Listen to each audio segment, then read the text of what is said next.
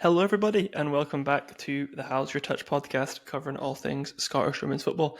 I am your host, Peter, and as always, I'm joined by Matt. How are you doing, Matt? Have a good week off? Off in inverted commas? Yeah, sure. Quotation marks. I feel like it's what they're called, but yeah, good. Turned 28. Did goat Pilates. Had an offer rejected on a Pilates, not flat. goat yoga. No, goat Pilates. And then you didn't get your flat. Sad. No, just rejected out of hand. Not even like considered. To be fair, they usually just take a biggest number. They don't tell you what position in the list you were. Or they just said no. I assume last. Like, as in, it was verbally rejected. Like, it didn't even get to the point of like official submission. Yeah, valid. So sad for that, but No, I wasn't confident. plenty more yeah. fish in the sea. Yeah, we'll see. But yeah, goat Pilates was fun. Never heard of That's goat the highlight. Pilates. I've never heard of goat yoga. I don't know what the difference is between Pilates and yoga, but Brother, we could spend an hour discussing the difference between Pilates and yoga if you wanted to. I tried crazy. to move on quickly before you heard that. But it's quite funny because the instructor is actually someone I work with's actual Pilates instructor. Nice. And I did not get the vibe that they were a Pilates instructor, so I imagine the goats play a huge part in like changing the vibe.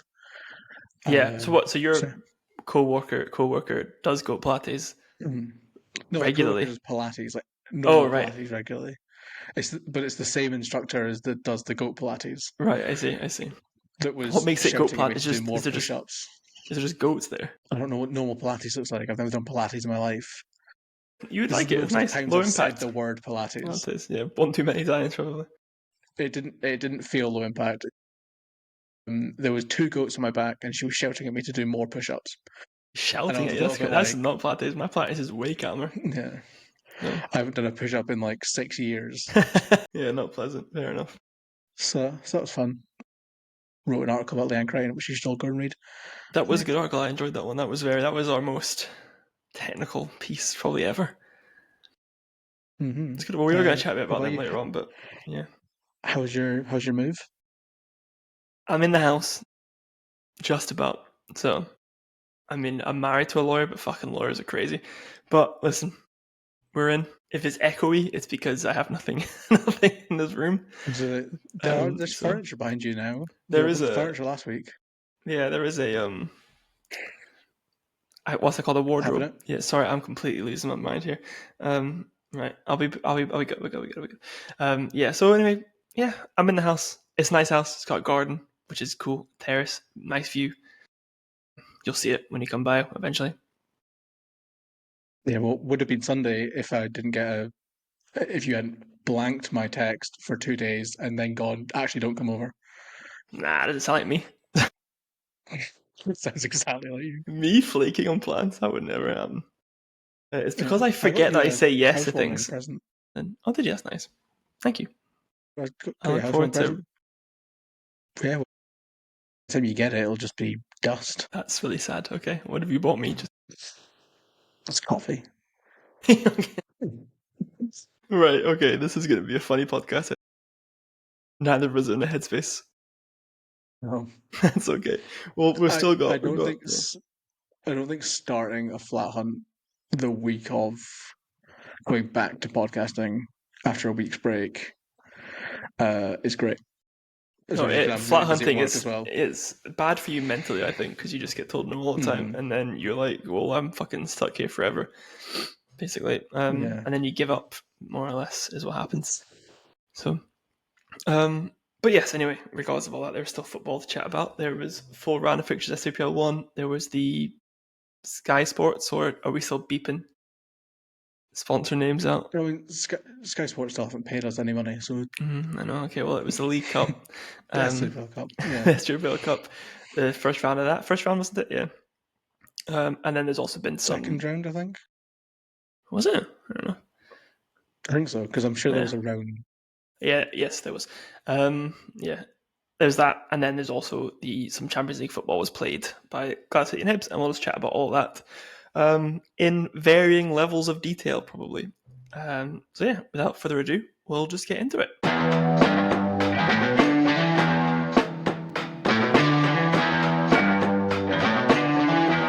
So yeah, in SWPL 1, that was the, what they call it, derby weekend, because there was 3 derbies. Yeah, we had Motherwell Hamilton, Celtic Rangers, Hearts Hibs as the derbies, and there were 2 other games, but they're not derbies. That was just City and Montrose and Aberdeen Thistle. We start off on the. I find it weird they didn't put Aberdeen Montrose and City Thistle, because then that would be 5 derbies. Yes, and this is why we should be running the SWPL probably. Because we would do everything based purely off of like, literally, this doesn't make sense for the rest of the season, but it'd be funny if we have all them playing each other that week, right? Lol, make it work. Yeah, what was the first game? Was chat about Hearts Hibs, or do you want to talk about? Because I don't want to talk about Celtic Rangers too much. You can talk about Hearts Hibs, yeah, and then I can talk about Celtic Rangers. Yeah, well, yeah. There's Hearts Hibs. Hearts won 2-0. Rachel Johnson had a good game, seemingly. She did. Yeah. Yeah, it was weird. It was on XG, because SofaScore have remembered that the SWPL exists for one game only, just for this one. It was like, if you take the penalty away, it was 1.4 to Hearts, 1.1 to Hibs. So like, oh really? I think that it tells how like it wasn't a 2-0 game really. And like, obviously Hearts fans will be like, well, obviously you take the penalty away. It wasn't a penalty for a start, like okay, straight up. Yeah. We can talk about it in a minute. But it was really like, I felt that Hibs were really struggling to get out of their own half. Yeah, really missed McAloney and Bowie. I was noticing that looking at the stats of it, it's like, I don't know how accurate the stats of obviously, but it says that, you know, Hearts with 60% possession was a bit of like a shock kind of thing. I would like. Yeah.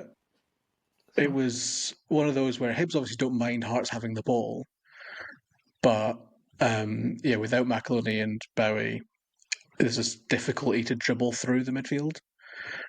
So it was a lot of trying to play in behind the press and trying to beat it that way, which created the better chances for the first probably hour, but it did mean that the game was heavily in Hearts' favour in terms of like threat. Like they were sort of camped in the Hibs half, defending counterattacks, which is, as I say, doesn't not suit Hibs. It's not like it's something that they can't deal with. It's probably the big strength of Grant Scott's like system is that they don't need the ball. But yeah, then Kirsten Riley goes off injured. Hopefully, it's not too bad.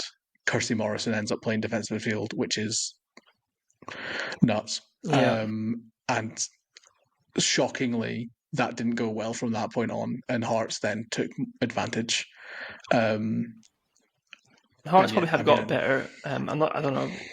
Think what the subs were made, but Hearts I think just have a better bench. I think, which has been the problem for Hibs, or a problem that I think Hibs have had for more than a year. But they made it work last year. But I think that's got to have the caveat of at the moment, because this is a Hibs bench that's missing Rachel Boyle, Siobhan Hunter, and Hannah Jordan. Yes, so true. Like you put those 3 on the bench, and all of a sudden Hibs bench is stronger, and they have a replacement for Kirsten Riley, because either Shiv comes on and Notley goes into midfield, or Boyle comes on in midfield. The problem is the injuries. It is deadline day as we're recording. An Irish or 2 Irish journalists have both hinted that there are League of Ireland players heading to Edinburgh to a team that play in green. That I've been furiously trying to figure out who they are, and I can't. So they might have been announced by now. They might have also probably will have been not been accurate information, whatever. But Hibs need. This is what I meant when I said that Hibs needed a defensive midfielder or centre back more than an attacking midfielder. Because Bolton comes on, but like I don't see that doesn't benefit Hibs, because we still have a midfield then that is Kara Grant. End of list. Yeah, like, you know what I mean? Yeah. Kara Grant, not the. She's good. She's not alone. Not alone. Yeah, she's not like a single pivot player, as it were. But yeah, I mean, on the penalty, I'd say this either way. It's something that always happens. I'm sick of, like, for years, I'm sick of referees being sold by a striker taking a ball too wide around a goalkeeper and just throwing themselves to ground. Like, this is a referee that wasn't giving fouls for like big contact. Yeah. You know, like at one point Kathleen McGovern got clotheslined at the halfway line, and then as she fell, she put her hand down to stop herself from breaking her neck, and the ref gave handball because the ball hit her on the hand instead of giving the foul that caused her to fall down in the first place. Like, it was a game that she allowed to be quite physical. Yeah. And then Timms takes a touch, sees that the ball's going to probably go for a goal kick, sees the keeper is committed, and just goes, okay, and falls down. And it's like, that's just not a penalty. Even if there is some contact in there, like, she's been brushed by a hand on her thigh. Like, that's not, that's not enough. Yeah, no, probably not, to be fair, but I guess... You would be saying the same if Hibs had got that penalty, you would be making the argument that that's lucky. Yeah, probably, and it's something refereeing in the SWPL is bad. It has been, 3 weeks, and we've already... Yeah, it's 3 weeks, and we've already talked about, like, quite significant refereeing decisions, like, 3 or 4 now. We had that chat last time, didn't we, about what we need to do more to it, to be fair. But I guess from a Hibs point of view, is it... last season, Celtic kept saying, it's a Champions League, that's why we can do well in the league. Is it because you travelled away? No. Even though you're missing Shiv and doing things like that, but... There's not been a consecutive Edinburgh Derby win in the last 7. Fair enough. So listen, we won the one before this. So it's just it was how it works. Obvious what was going to happen, yeah. Yeah, there's also not been a draw since 2023, which is crazy. Because once you made the Capital Cup, there can be no losers. Yeah, actually, I did want to mention the Capital Cup is Timbot and also is starting to confuse people that don't follow the women's game and needs to be binned. Because I saw a bunch of Hibs fans that don't follow women's football and were thinking of going for their first game, calling it a cup match. And it's not a cup match. It's a league game. And they still do. They still do. If it's a draw, they would do penalty shootout. Just for the sake of the cup. It's not been a draw, so I don't have to worry about it. Yeah, that's fair. No, it's not great. But how did Hibs get to and from Champions League? And you don't say fly, but like, did you just charter the plane like Celtic did, or did you? Flight. Really? Okay, interesting. And you don't think that's a reason why Kirsten Riley maybe struggled because she had to fly out there and fly back on a commercial flight? Kirsten Riley didn't struggle. She got her foot stuck in the ground in the grass, and that could have been because she flew. Charter knee. That's got nothing to do with flying. And it's not like Hibs looked tired. And Siobhan Hunter's injury predates the Champions League. Yes, so fair enough. Okay, well, I want to talk about Champions League stuff later, but it happened against Partick Thistle, so I don't think the Champions League is the reason why. It obviously adds to the schedule because you've got an extra game and you've got to. I don't think it's sensible that we played in Cyprus. Generally, like the conditions for the 2 Champions League games were poor. You're playing in extreme heat on a pitch that was not up to standards for Champions League football. But I don't think that contributes to this result. I think what contributes to this result is that Hearts are quite good, and on the day they finished better than Hibs did. And that's pretty much it. Like, we could have been 3-0 up at half time. Yeah, it was interesting that I was saying Kathleen McGovern scored a hat-trick in the Champions League, didn't she? And then all of a sudden isn't firing as much in this one.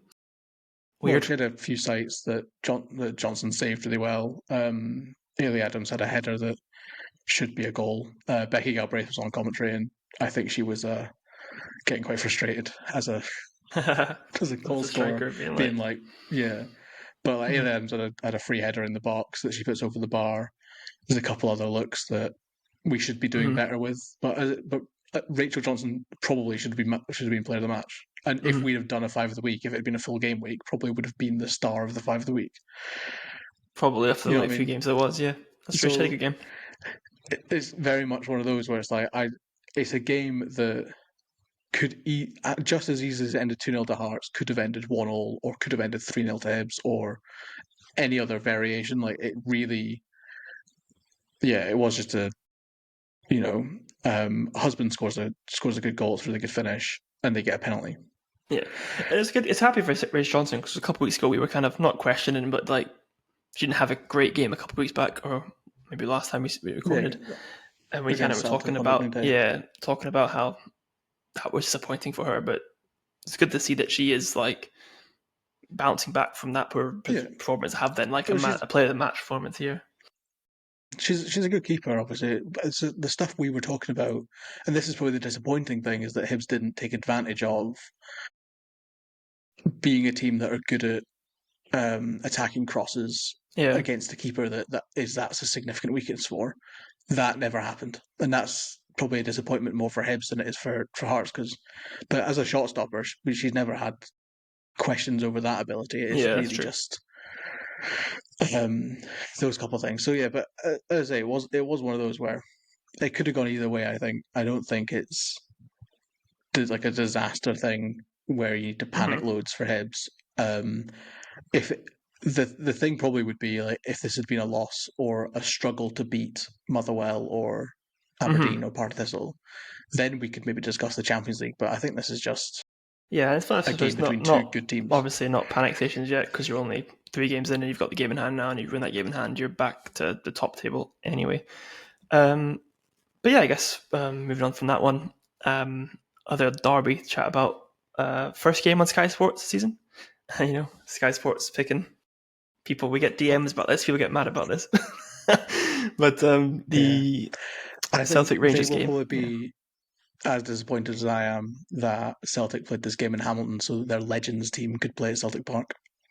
Yeah, listen, we can discuss lots about Celtic's structure, which is interesting. Something I actually asked Selena about before the game was about transfer. Obviously, Celtic transfer things at the moment, but the women's team, and she basically was like, "Yeah, it's me and David."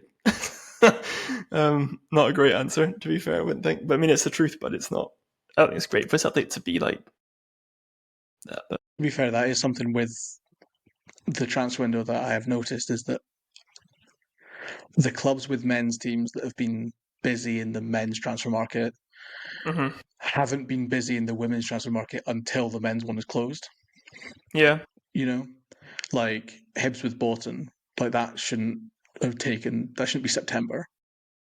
Well, that's because the Hibs' transfers are done through like an actual transfer team, or is Grant Scott doing it? So what I mean is Malcolm Mackay is in charge of transfers for all of Hibs. Yeah, yeah, Malcolm Mackay, he's the one that has to sign off. So like, right. But that's what I'm saying. I assume we probably don't have scouts. Probably just Grant Scott and Joel Murray and Stuart Hall on a laptop. Yes, that's what. Okay.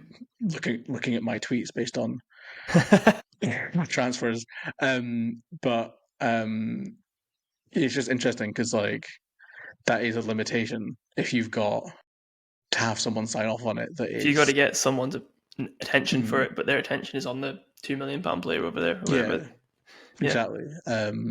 Which is not necessarily an investment thing. It's more of a this is the situation that Scottish women's football finds itself in because there isn't the money to go and employ a women's director of football at Hibs. There isn't $100,000 to go. Yeah, plus if you're ever going to want to spend, if you want to spend any money at all, and you're a male affiliated club, you're going to have to get a board approval or CEO approval at some point. But if they're more interested in the multi-million-pound signing on the men's side, difficult. Yeah.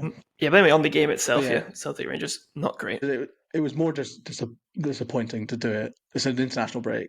And the reason that it's in Hamilton is because Celtic Legends are playing Man United. Like, come on.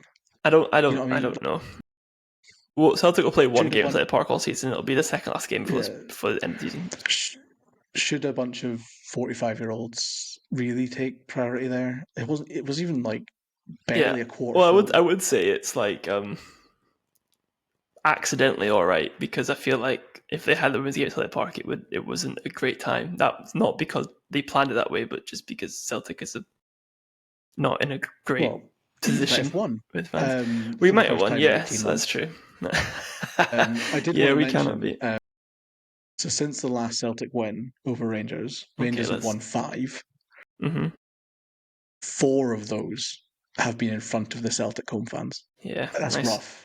It is rough. No, it's not good. Like that, and it's also something I was chatting with people before this game that this was surely Celtic's best chance to do it, because we've started the season really well. Rangers team is like, they've just lost Kirsty Howard again. They've people out on injury. Like, they've lost a lot of players and they haven't really replaced them. New manager at home, even though the stats would say at home isn't helping them. But, if Celtic can't, and this is, and Elena's always a close game, but this is like a clear 2-0 win for Rangers that they thoroughly deserved. If Celtic, with the Celtic's probably strongest squad minus Noonan against an unsettled, weakened Rangers, we still can't beat. They still can't beat them. I would strongly question why Elena Sidiku thinks that was a close game, because it wasn't, in any sense of the word. It was not a close game. But it's what Elena says every time these games happen. It's, as you say, it's been 18 months, not 1-1, and how many goes. And you ask Elena about it, and it is clearly something more. And every time she just says, well, if you look at them all, they're individually close games and it's small margins, and then brushes it off. But there's clearly something the Morgan deeper. Cross chance. And other than the Morgan Cross chance, what threat? There's not really any serious chances, no. And yes, Morgan Cross should score it. It's an unbelievable block from Nicola Docherty. Mm-hmm. But other than that, it's not like Celtic had much. Whereas Rangers probably could have scored another 3. And it's with the chances on hand. I did think beforehand I would have said, yeah, this is a good chance to beat Rangers. But then Cathy Hill being back, Nick Dock being able to play left back again, I think that gives Rangers enough. And people obviously talk about, they've not replaced Kirsty McLean. You can't replace Kirsty McLean. But what you can do is you can bring in Shin, for example, on loan from Roma, and Alice Griffiths, and you end up with a more balanced midfield than McLean would have been, because you've got Griffiths, who is a defensive midfielder, and you've got Shin, who is an 8. I was going to say, I was very, very impressed with Shin, actually, this game. I thought she was really good. But... So you end up with the 4-4-2, which is just much more balanced now with the way it played. I think the struggles they had in the early games, I think a lot of it was based on Nick Dock playing centre-back next to Ailey Austin. Yeah, definitely. I think Ailey Austin is really good. I don't think she's ready yet to start in a makeshift defence. She's starting next, or if she comes on in this game, but if she's starting next to Cathy Hill, much more comfortable. Lee Eddy, whatever, then it's fine, because she's a good centre-back. But when she has to do a bit more organising or a bit more recovering for somebody that is diving in out of position like Nick Dock does when she's at centre-back, you get a bit of a problem. But I thought they looked really organised. They were really good. I liked Hay and Macaulay sort of sharing the second striker duty, like they would swap. It's a lot more threatening than Lefay playing there. I think Lefay playing there is too much of a midfielder, whereas they both went beyond Wilkinson at times, which is what Wilkinson needs. And it was a smart play to have it be like Hay doing that, because you're on that Lisa Robertson side, which is just a glaring weakness for her at left back is just not a long-term solution at all. And that was like noticeably for their first goal, like complete. I don't know, between those three, Momo, Lisa Robertson, and Claire Walsh, like nobody picking up Kate Wilkinson, who just slips into that half space, and then But the first goal is a defensive travesty from Celtic. Yeah, I mean, it's really well worked. Like Shin's pass is perfect, the pullback's nice, the finish is amazing, but there's just a massive hole that anybody could see that. Wilkinson runs off the back of Momo, who for some reason has decided she doesn't want to mark Wilkinson, she wants to mark someone else. Doesn't even talk about passing her on, just lets her go. Yeah, and Walsh, for some reason, steps aside to double mark Macaulay, which is the benefit of the 4-4-2. It's the benefit of having two strikers up there. But this is someone that scored nearly 40 goals in the league last season. Maybe don't let her run into the box on her own without challenging her at all. I think so, yeah. And, Walsh is supposed to be one of the most experienced players. She's one of the leadership group. She should be picking that up. You signed her for that reason. And she almost just completely goes, that's not my responsibility. Yeah, and it's like, you can't pass that on to the left back. It's the striker. Yeah. It's not like you're passing a winger on. Yeah. And then obviously Wilkinson does the smart thing and plays the ball across for Macaulay, who then also has managed to get into the box unmarked. So she's gone from being double marked to having no one Yeah, so and she can just put the ball top corner. Yeah. And that's just put the ball top corner is a bit. Yeah, that's not individual. That's not just 5 individual errors. That's bad coaching. Because there's no way that cannot, that comes back to the system and to the week of preparation and to the opposition instructions that had been given to those players. Because yes, it's poor organization and poor setup. we're not knowing your roles. Yeah. Yeah, at the bare minimum, we're talking about Walsh, Kelly Clark, and Lisa Robertson, all making huge individual errors consecutively. Plus, you definitely include Momo in that later ago, So. Yeah, but I'm saying as in 3 of the most experienced players in the team. Yeah. And then you've also got Momo makes a huge mistake. Strychek probably should do better. I would probably say Lisa Rogers probably should be communicating more to be like, watch this shoulder, whatever. Yeah. Like you can go through basically the entire, left hand side of the Celtic team and the entire back 4 and say they all made a mistake. Yeah. And that's, you can't then say that's an individual problem. No. That goes back to Sadika, and that goes back to how she's decided to set up the team. But again, it's they interesting. Should have known that Rangers were playing a 4-4-2. It wasn't subtle. That's all they've done. Yeah, and it's interesting because I think it's interesting because the second goal is obviously a set piece. It's a completely different goal, but it felt very similar in the way that Celtic defended it, where there's no responsibility, no communication, and you end up with Eliasson. Yeah. The ball goes all the way across the box, and Eliasson's at the back post, completely unmarked, and heads it in. Early in the game, Pegram had a similar chance that doesn't go in. I even noted down because while I was rewatching, I was like, oh, I was noting down when there was a big chance. Pegram missed a header from a corner. Shin missed another header from a header from a free kick, I think it was actually. Shin missed a header from a corner, which was like a knock on. She should probably do better with than everyone shouts a handball despite it not going in or near. Hay and Arnott both miss huge chances. Arnott's just at the start of the second half where she gets a volley at the back post and she puts it all the way across the goal somehow. That is, a potentially 6-0 loss if the finishing is better. You know what I mean? And then your manager's coming out and saying it's a close game. I just find that so bizarre. This is the best Rangers I've played all season so far. Yeah, they were. I thought Rangers were particularly good. Yeah, I've liked their 4-4-2. I've really enjoyed the way they've managed to get Wilkinson more involved by having her drop a bit deeper sometimes. Because I think that perhaps maybe she was too much of just a poacher last season, and that's why in the bigger games it wasn't as. Yeah, I thought what I've seen of her so far season under Crichton is that looks like the top quality player that everyone keeps telling me that she is. Whereas I'm always I don't see this next level player. But Celtic game in particular, I thought she was really, really good. Yeah, and she did the same against Hearts. She was constantly involved in build up, and then also getting on the end of things. And I see a lot of Rangers fans panicking about transfers. I don't think this transfer window has been bad for Rangers. I think there's been, I think Connolly Jackson's a really good pickup, especially because that means you've got left back depth for the first time in forever. Yeah. But not only have you got a backup left back, she can cover on left midfield if needed. So when you're at full strength and you've got someone that can cover left midfield because Nick Dock will play left back, that's fine. And that means that Arnott can cover up front or on the wing. You know what I mean? I think they've put together. Rangers squad had bloated quite a lot, especially up front.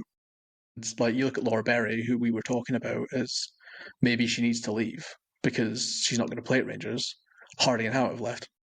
So now she's I think first sub or she's going to start.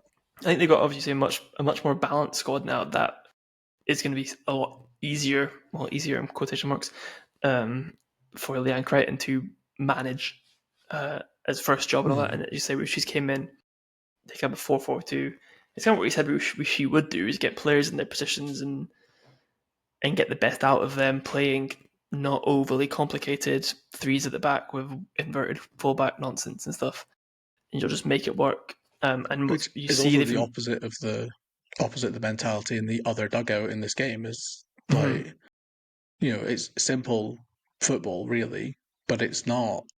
It's simple football coached well and done well. Yeah. So and it's not going to work. pretty as well. Like they have a lot of good patterns of play. They have a lot of good, like, exciting things that they do, especially with regard, when you think about like Hay and Macaulay sort of switching roles. When you look at how they're overloading the right to create space for Arnott to, cut inside a little bit and create overloads in the box when they set up the cross, because defenders are having a nightmare trying to pick up two strikers already, and then you've got to pick up Lizzie Arnott as well. Yeah, I think there's a lot of exciting things they're doing that, tactically you can talk about.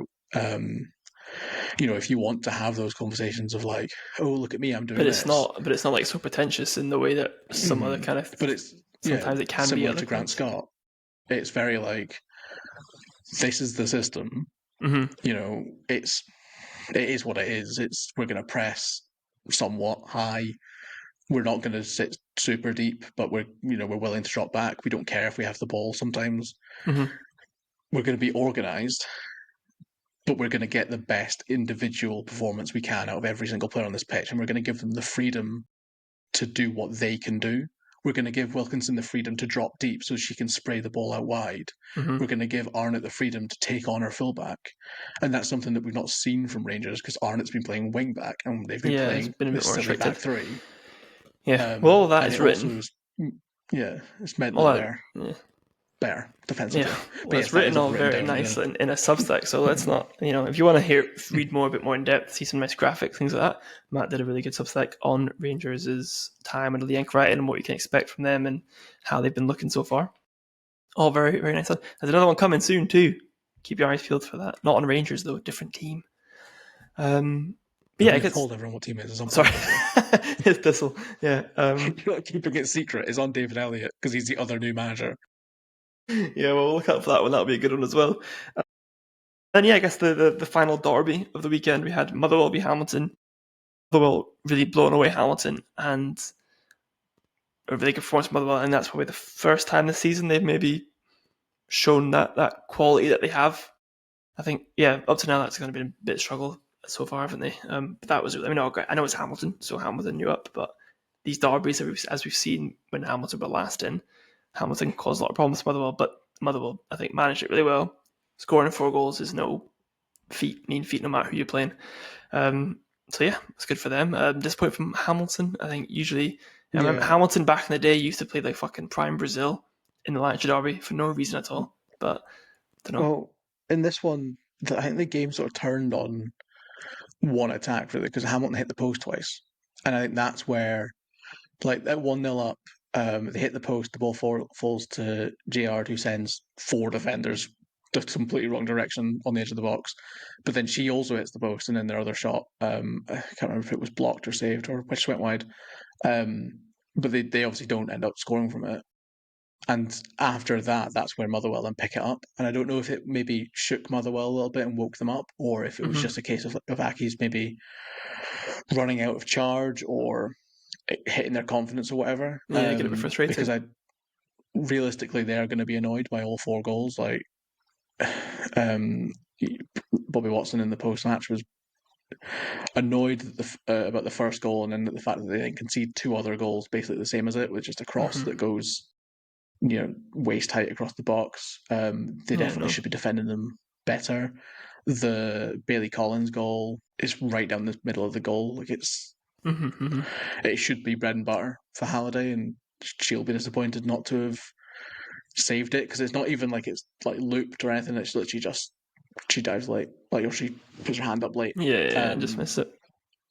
So, it's one of those where I think Motherwell obviously played well and like deserved the win, but I do wonder what would have happened if Gerrard had put that, put that top corner, or the only thing is, I think Aki's maybe just didn't take a dent from it.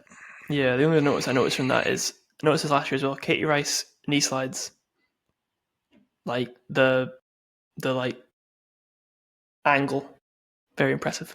Yeah. Yes, and then we have 2 other games then to chat about. In the SWPL one, we had Aberdeen Thistle, was a 1-1 draw, which is interesting. Top 6 fight, 2 tight teams.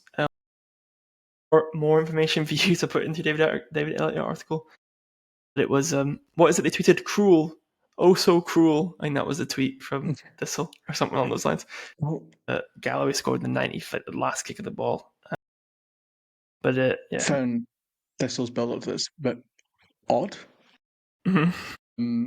Because they basically spent the entire like pre-match, like everything with the player manager that they put up for interviews and stuff was all about how incredibly difficult this was going to be and how it's such a tough test. But and like a sort of like as if they couldn't, like as if it was like a game they weren't going to win, right? Like they were playing Celtic, Hibs, etc. And I was like, reading it, this is your Thistle. You've not fallen. Yeah, that this far. isn't like you know what I mean. You're this is a team that you should be competing with. And I wonder if it was maybe a little bit of a mind game, either for the players or for Aberdeen, because Aberdeen were poor and Scott Booth was raging after the match. Like he was furious, and like I wonder if it was something that maybe played into the minds a wee bit, because this will probably deserve to win on the balance of things, but.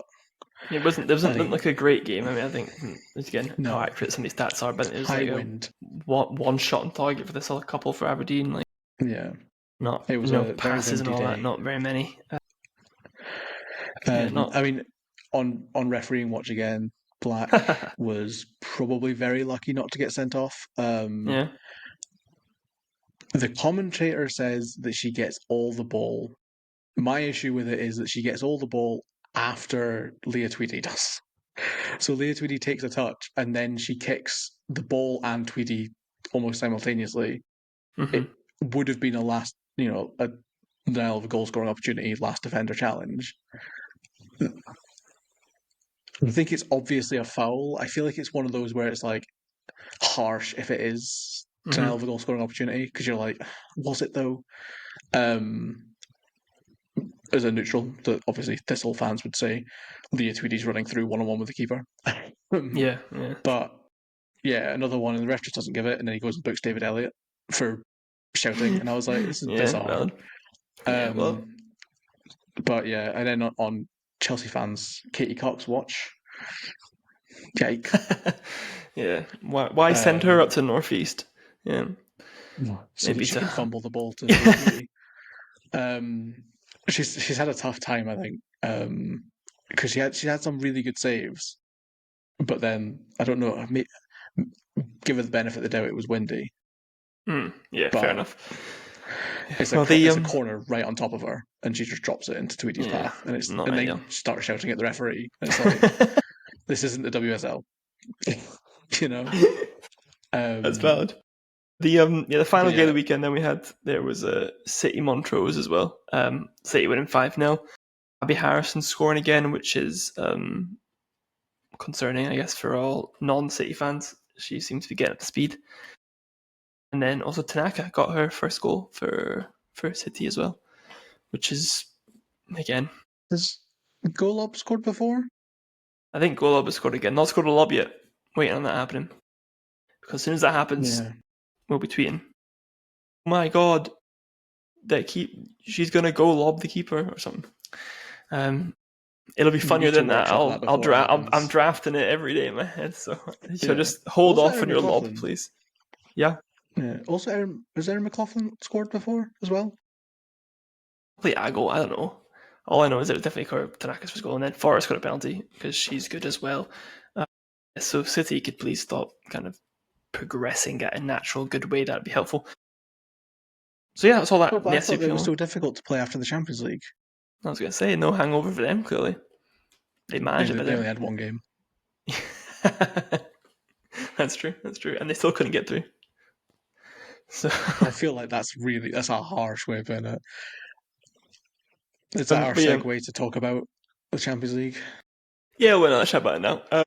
Because I did watch it, but obviously Hibs and City both knocked out of the Champions League, but both make it into the Europa Cup. Hibs on merit, City on only having also on merit. But so those games, well, I think you both played, it'll be yesterday for you guys. Tomorrow for us, so we'll see how they go. I think people have seen the games and seen there's not much chat about Champions League games. It's hard to know. I kind of want to have, I don't know how you think about it, but like it doesn't seem like any clubs so far in Scotland have like taken advantage of the potential progression from Champions League, because Rangers got in, Celtic got in, now Hibs have got in, and it's not that you lose the games and that you should be winning these games. I don't mean that. I just mean Hibs have won the league in Champions League football, and then don't make enough signings, don't improve the squad dramatically to a point of like pushing on for Champions League. Celtic absolutely fumbled it. And I don't know if I'm being overly harsh, but I feel like we've now had Rangers, Celtic, Hibs, and the City. Reality of it. Well, what's the reality of it? The reality of it is Hibs did make the signings they needed. They did put off the McAloony transfer for as long as they could, like, to have her in the Champions League. Like, but then ended up selling her anyway the day before. Yeah, but then they had replaced her. Like, it's not like we went in without, the reason that Hibs. But you just were complaining there that you still needed a centre back and defensive midfielder. Yeah. And that was a clear and obvious issue 2 weeks ago. And you're in the Champions League, make the fucking signing. But you can, like, legislate for, Siobhan Hunter picks up an injury the game before the Champions League. You can, by signing more players to go for the Champions League. Okay. But in theory, the squad has 4 centre-backs. In theory. So, you know what I mean? Like, that's what I mean is... But you don't, though, because you know that you don't, because you've been complaining the whole time about Ellis Notley kind of half being a centre-back, not really. Yeah, but in the squad, she's a centre-back, so we have 4. But that's the thing, that's what I mean, is that, like, you look at all that, Hibs did make signings, we did make them early. We brought in 3 players specifically for, like, with that in mind. We had a warm weather training camp in similar conditions to what we'd be playing in for the reason, we went out to Miami, which again, you can't legislate for a thunderstorm, like calling that game off. And even then, still had a warm weather training camp that was of a level that the players felt ready. And then you also can't legislate for the fact that we had to play the Danish champions, which is a league that is of a similar level to ours. We've seen that from the results in previous times when a Danish team has played a Scottish team. It's always been close. It's never been, blown away one way or the other. And we lost to a 90-somethingth minute goal directly from a corner that was actually a worldie. Like, it wasn't like it was a lucky goal. It was like she properly put that perfect power, perfect weight into the side netting at the far post. What do you want anyone to do in that circumstance? That's not like you've gone out because of injuries. You've gone out in that game because someone's pulled out a piece of genuine world-class talent. And then the other goal is a Noah Schumacher mistake. But if we signed a centre-back, Noah Schumacher still makes that mistake. Still ends in a goal. Makes no difference. So I honestly don't think there's anything. And the same with Glasgow City. Like, they went to Austria Vienna, who were the favourites for their mini group, hosting the mini group in front of a record attendance for them, full of Austrian internationals. They have basically the full Austrian national team backline plays for Austria Vienna. Again, like, I don't think there's much. They couldn't have done more than they did to try and qualify. I think when you look at Rangers, they had Atletico Madrid and Arsenal. What do you want them to do in that circumstance? Like, Celtic, you can say, because Celtic's first attempt, and I think Rangers, when they lost to Benfica, you can say it as well. I think those 2 are examples of clubs that weren't ready to play in the Champions League. But I think both clubs learned from that the next time they entered the Champions League. And then the problem is Rangers got a brutal draw and then Celtic qualified. Hibs got a brutal draw. It happens. I know, but I'm not necessarily meaning about qualifying or not qualifying. Although I am talking about qualifying. But you're talking about as if both clubs got battered. No, I don't mean that they got battered. I just mean I don't feel like any of the Scottish clubs have taken we just won the league and we're in Champions League qualifying. Let's go all in. I don't think you can say that Hibs, City, Celtic or Rangers went all in on Champions League. I know you signed players, I know you did a decent amount of transfers and you worked with it, but I don't think Hibs went, let's go for the Champions League qualification. Like, you've made good signings, but... There's not been an obvious centre-back or defensive midfielder available this summer that we could have gone and signed. Get someone who's not available. Sign somebody. Everyone's available. But not really, though. I think you're ignoring the amount of money that's available in women's football in Scotland and the budget that Hibs, for example, are working on, because you're a Celtic fan who I'm is used to not men's football, where you just go and throw £10 million Hibs. at a striker and then bin him off. Hibs Football Club have the capital within the club. I don't think that's true. That is true. That is true. To Like, do again, more than also, signing players from Thistle and stuff on freeze. Yeah, but we didn't just sign players from Thistle. We signed one of the most exciting young wingers in the league and a right back who just won the league with us, who then got an assist in Champions League qualifying. Like, those were good sign. I'm not saying don't sign those players, but there is more you could have done. There's more City could have done. This isn't even me just attacking Hibs. I genuinely think no Scottish club has taken the opportunity that's been given to them. I think you're being unrealistic to the market in women's football, because I don't think there is not a centre-back or defence midfielder that Hibs could have signed, or what does City need? A left-back or a left winger, maybe, that City could have signed for the amount of money those clubs have. There is not one on the market that is available that would have definitely signed for them and would have leveled them up to the point of qualifying for the Champions League. Because neither of those teams lose because of not having those players. Hibs do not beat Fortuna Hjørring based on the team that was out there. The team that was out there, with Kirsten Riley and Kiara Grant as the two DMs, and with Notley and Lindsay Taylor as two centre-backs, that team was good enough to beat them. End of discussion, it was. It proved that on the pitch, right? The issue was literally just a case of one moment of individual brilliance from the most experienced member of their squad, and from a striker who is, who, when I did our analysis before the game, I picked out as being someone that is terrifying to come up against, despite having missed a penalty previously. So you don't think any Scottish club could have done more in these past few seasons? No. This year, no. Celtic probably could have done more when they qualified, but I don't think you can really hold that against them, because, again, the group draw was brutal. Rangers in that season, again, you're not beating Arsenal, who won the Champions League in that year, and Atletico Madrid. That's just not going to happen, so you might as well write it off. The year before that, City probably could have, Rangers probably could have.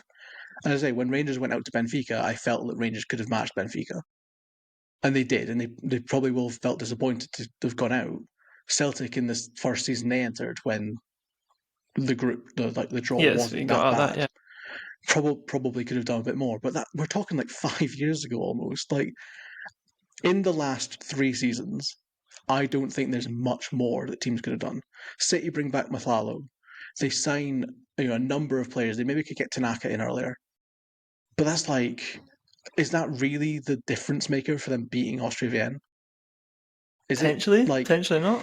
Are you saying that she is so far above Kozlova and Forrest? You know what I mean? Like, I don't think that she is. No, she's probably not. I don't think, if Hibs are signing these two players from the League of Ireland, are they the difference between us qualifying, like beating Fortuna Hjørring in that game? No, because they probably wouldn't even come on. They might not be the difference, but whether or not you win the, I don't see the ambition for it from any of these clubs. Yeah, put it this way. I think Hibs were happy with the Europa Cup, which is maybe you go on now and you have a great win in the Europa Cup and you prove that that's a level. Well, and to be fair, we've got Inter Milan, we're not beating them. If Hibs got onto the quarter semis Europa Cup, you maybe go, fair enough. Actually, that was it's worth as much money. But I don't think any of these clubs. I think Celtic were like, oh, sick, we got Champions League, rather than being like, we want to get into Champions League. We're going to put everything into beating these two teams to get there. I think you're looking. I think Celtic did what they could and got in, but they could have equally had it happen to you last year, and have conceded last minute equaliser and go out and oh well. But that's the margins in the Champions League. But I think that you're looking at it through the perspective of what happened to Celtic and what they blamed on being in the Champions League, rather than if you look at it, like Hibs, for example, right? In the past, so let's say 3 years ago, if Hibs had qualified for the Champions League 3 years ago, 5 years ago, or when we did, back in when we started covering women's football, In those days, Jamie Napier leaves, Abby Harrison leaves, Rachel McLaughlin leaves, Kirsten Riley leaves, despite us qualifying for the Champions League. No, Ailey Adams is still at the club. Kathleen McGovern is still at the club. Signing Callie Gibb on a permanent, even though she showed in those months between January and the end of the season that she was more than good enough. Yeah. I think that we're going to have a conversation soon about whether or not Emma Lawton is the definite future at right back for Scotland, because she's been that good for Hibs. And I think she proves it against Apollon. She gets a really good assist. You know, we keep Bowie at the club. We bring in Hannah Jordan and we bring in Terry Birchall, who are both players that, you know, might have gone elsewhere in other seasons. Like, we haven't had an exodus of players. Glasgow City the same. They've kept Lisa Forrest. They've kept Emily Whelan. In years gone by, all those players leave. Okay. That's a valid point. That's actually a good point you made. That is, I guess, progression. But the same for Rangers. Rangers last season, they kept Kirsty McLean. Mm-hmm. They could have sold her last season and made 50k, 100k.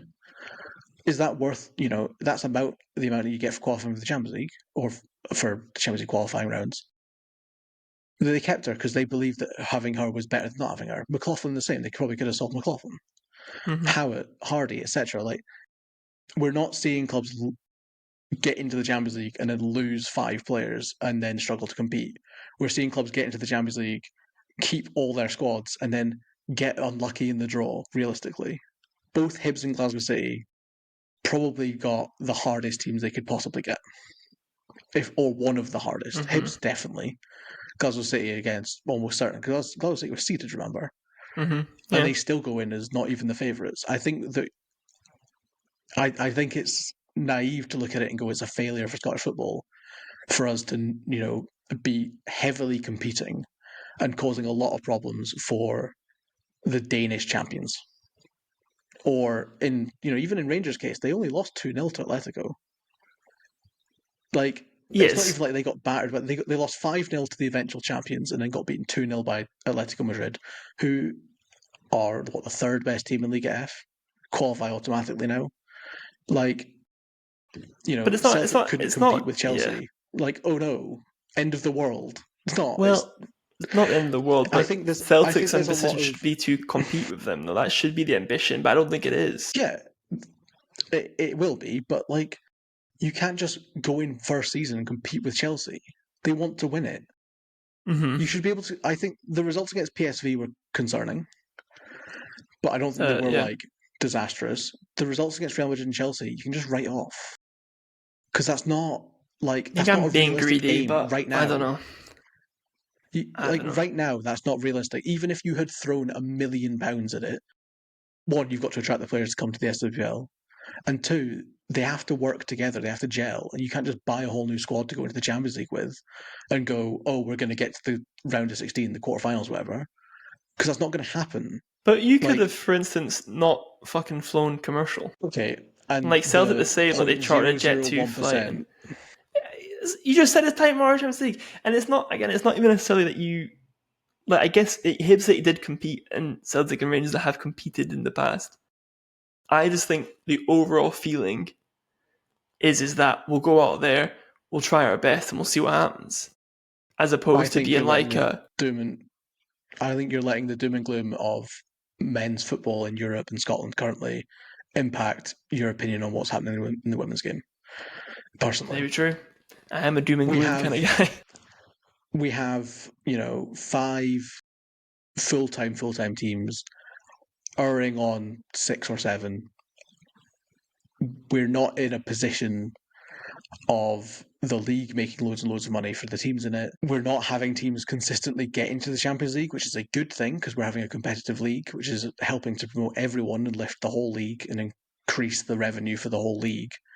But it does mean that those teams then can't grow a squad with Champions League experience. And we are still losing good young players, often on free transfers. But something that has very obviously changed recently is a lot of good young players are staying for longer. The likes of Ailey Adams, even like down the league, like Bailey Hutchinson, Ailey Shore, players that would have left the league are now staying in the league. That's an improvement. Hibs and Glasgow City and Rangers and Celtic, and Hearts are attracting players from, around the world to sign for them. And that's something that we hadn't seen previously. And they are doing that. They are making the signings with Champions League in mind. Like, it's not like Hibs were like, oh, we're fine. Hibs immediately went out and they brought in Hannah Jordan, they brought in Terry Birchall, and they brought in Callie Gibb. That gave us a squad of 23. You can't register more than that. So you're at a point of like, what do you do then? Well, and then then it's just a case of, freak injury to Hannah Jordan in pre-season. Is what it is. Ailey Adams is still recovering from her injury, and she doesn't recover quite in time. You would have thought she might have probably gotten back for the Champions League. Doesn't quite. Siobhan Hunter gets injured in the game before the Champions League. Did you want Hibs to then go and throw 100k at a random centre-back? Yes. That would be silly. Fair enough. Right. Okay, that's been interesting to have you be the positive one here. Fair enough. And yeah, I did want to chat about the Sky Sports Cup, but kind of ran out of time because but I like that. I like that as a positive end to the podcast. That actually maybe the teams are progressing more than I would think they are. The positive end to the podcast should be that I made the cinematic masterpiece of a reel. Based off of that Sky Sports Cup with the Dundee. Yes. Goalkeeping in the penalty shootout against Dundee United. Yes, go check that out because Kelly did win in penalties after a remarkable goalkeeping performance.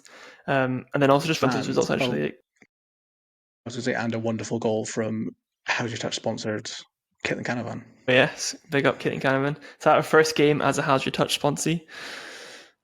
Or did we not get it in time? Last game before being a How's Your Touch. Watch her never score a goal ever again, for fuck's sake. We'd confirmed it, but we hadn't paid the money yet. Fair enough. So I guess no. Well, yeah, fair enough. Well, Caitlin Canavan, please score more goals as it now. Otherwise, that looks bad on us. But yeah, I guess if we curse it. Yeah, I guess with that we can kind of wrap it up there. That was a fun chat. Thanks for making me feel less bad about Champions League. But we're here every week, apart from the weeks when we're not. But yes, catch us on Instagram, Twitter, Substack, all the usual places, and this podcast also goes everywhere. So yeah, follow, like, subscribe, etc. See our last video if you're on YouTube. And yeah, without further ado, we'll see you all next week. Oh, I was going to say also go listen to Screamers, the WSL's back. Yes, big up Screamers. Bully them for not nominating SWPL or Scottish players scoring goals. Yes, and bully them because in their first episode back they said football's back. Oh, and they said something about I had to watch the NWSL. You didn't have to because it's been fucking multiple weeks of SWPL football. I don't like the erasure. Kirsty Harrison-Murray scored an absolute screamer for Birmingham City, which was not nominated for Screamers of the Week, and some of them that were literal Scottish erasure. I'm not here for it, but anyway, listen to them, Honor, listen to us. You're listening. Yeah, all the way to the end too. If you haven't, we'll know. Right. Anyway, guys, have a good week, and we'll see you all again next week.